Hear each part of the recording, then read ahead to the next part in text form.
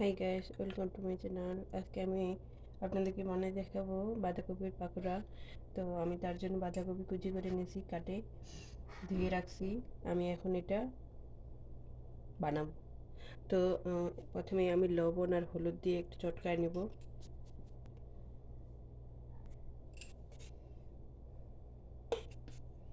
দিয়ে দিলাম হলুদ,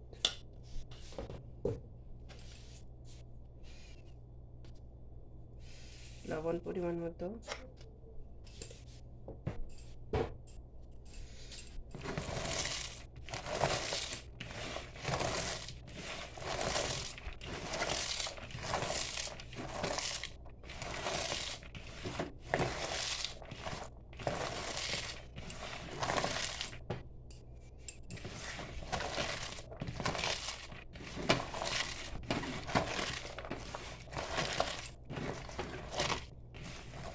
এই যে চটকা নিলাম। এরপরে দেব আমি পেঁয়াজ।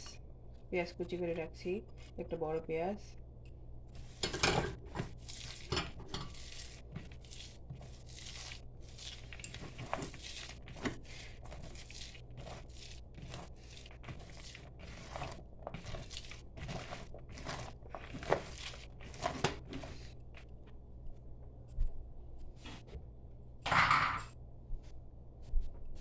এরপরে দেব হচ্ছে এটা ডাল বাটা। আমি ডালটা বেটে ব্লেন্ডারে ব্লেন্ড করে নিয়েছি।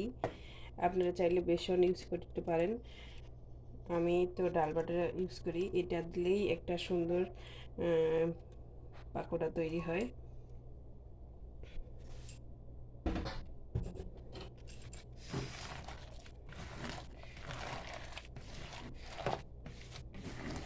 আর এখন দেব চালের গুঁড়া, কারণ চালের গুঁড়া দিলে পাকোড়াটা অনেক সুন্দর, শক্ত শক্ত একটু আর কি, ক্রিসপি ক্রিসপি মচমচে সুন্দর একটা হবে। তো আমি এখন চালের গুঁড়াও দেব। আমি এখানে 3 টেবিল স্পুন দিলাম চালের গুঁড়া।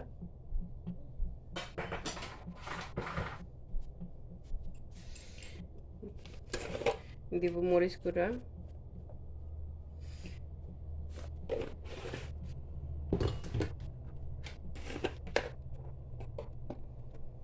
দিব 1 চামচ জিরা গুঁড়া।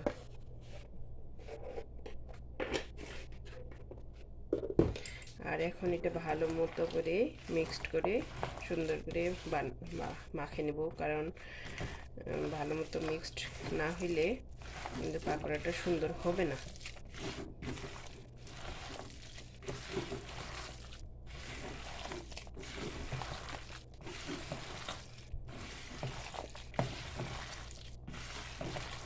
তো এটা আমি ভালো মতো মাখে নিলাম।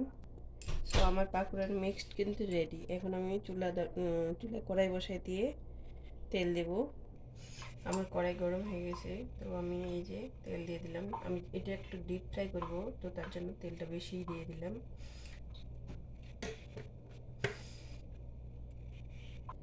তেল আমার গরম হয়ে গেছে। আমি মাঝারি আছে এটা করব, কারণ এটা যদি আমি তাড়াতাড়ি করে জাল বেশি দিয়ে করে নিই তাহলে কিন্তু ঠিকমতো সেদ্ধ হবে না ভিতরে, আর পাকোড়াটা উপরে লাল হয়ে যাবে, কালো পুড়ে যাবে। তো আমি জালটা একদম মাঝারি করে দিছি। মাঝারি আছে এটা ভাজবো।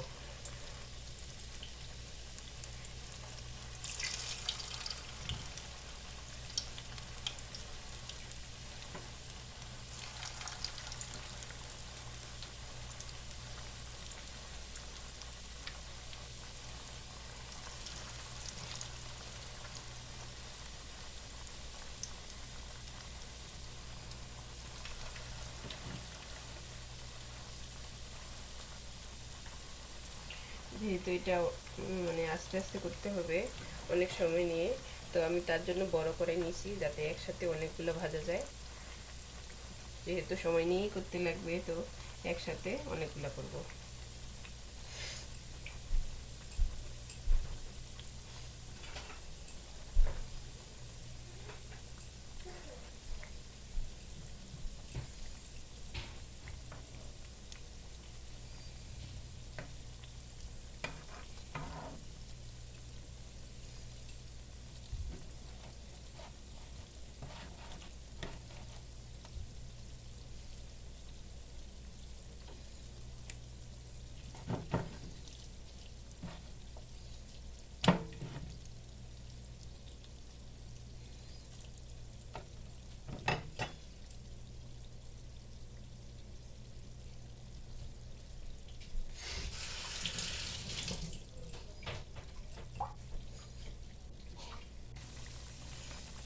এই যে পাকোড়ার রং কি সুন্দর হয়ে আসতেছে, লাল লাল হয়ে যাচ্ছে।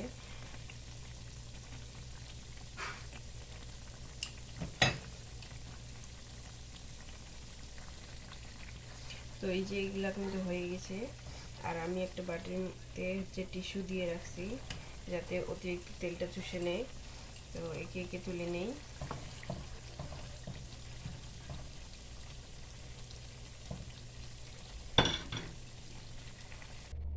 তো এখন যেই বাকি ব্যাটার কেয়ারটা আমার পাকোড়ার জন্য রেডি করা কেয়ারটা আছে, ওইটাও ভেজে নেব।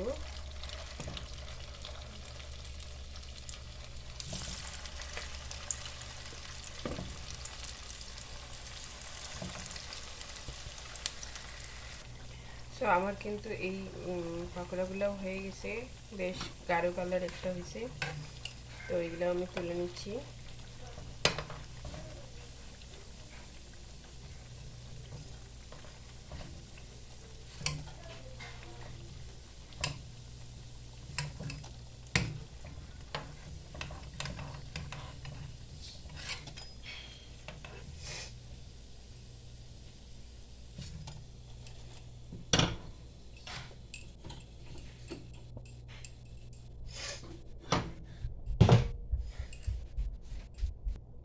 তো এই হলো আমার পাকোড়া। এখন আপনারা ভাতের সাথে কিংবা এমনিতেও নাস্তা হিসেবে একটা চাটনি নেবেন আর এটা খাবেন। আমি আশা করি ভালো লাগবে আপনাদের। তো ভালো লাগলে লাইক সাবস্ক্রাইব করবেন আমার চ্যানেলে। আর ভালো থাকবেন।